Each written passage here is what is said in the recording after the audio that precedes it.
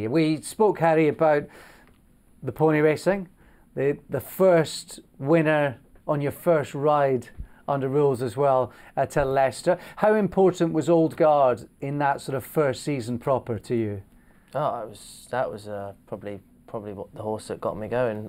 Really, I rode him in a boys' race around Cheltenham. I think it was my sort of 10th ride under rules, and he won. And came back a fortnight later or whatever it was, and he won the Greatwood hurdle. So no, he's a horse I owe a lot to, and it's good to see him still going strong at the moment. Yeah, fantastic. What a horse he's been. What a horse he's been. And that was at the October meeting, the first win, before you returned in the November meeting. That must have felt like the stuff of dreams, to be winning those races at Cheltenham. Yeah, I mean, it was unbelievable when you're a £7 claimer and you're riding horses like that. You think the game's easy, don't you? But you learn pretty quickly. I mean, you know, he was very well handicapped at the time. I think he was off a mark of 136 or something, and in a boys' race, and he went up £6 for it, something like that, and he was very well in, you know.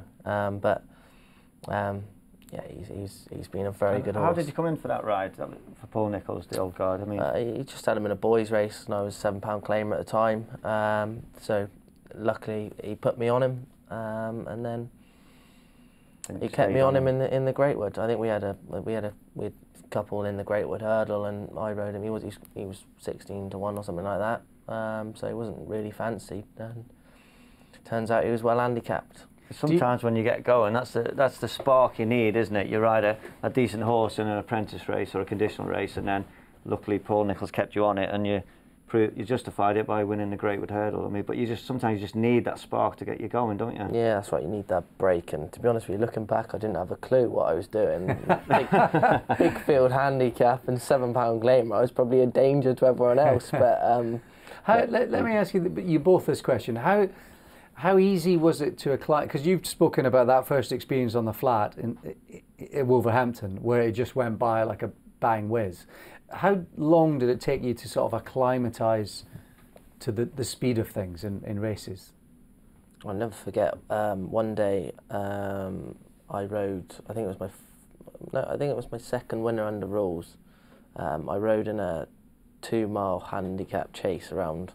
2-mile 0 to 140 handicap chase around Wincanton, and then in the afternoon I went to ride in a point to point around Little Windsor point to point on a horse rated like 90 something. The same day? Yeah. So I rode the horse was called Uchtdalin for Paul Nicholls around Wincanton. That was the winner, yeah. Yeah, £7 claimer at the time. Anyway, firm ground, went lickety split the whole way, broke the track record, fired him down over the last 3 fences at Wincanton, like on no stride down to the last, kept firing him, bust out through it. He won.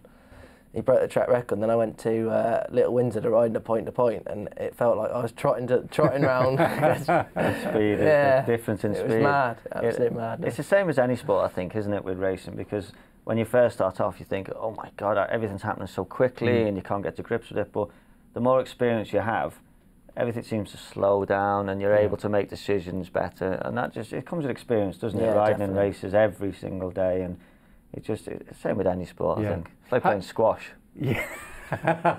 How important has positivity been for you? Because I know you've said you don't overthink things, and you just mentioned in there at Wincanton where you're just firing them into those fences. How important is that in your game?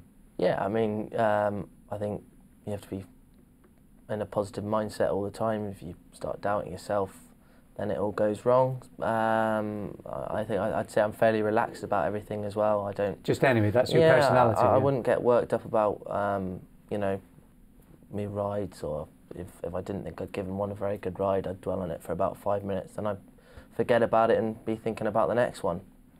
Yeah, well, we'll probably speak about that when we come to Clan des Obeaux, because that was on the back of Top of the Game earlier, and I wondered sort of how much the earlier ride fed into the later one, or not at all. A little bit.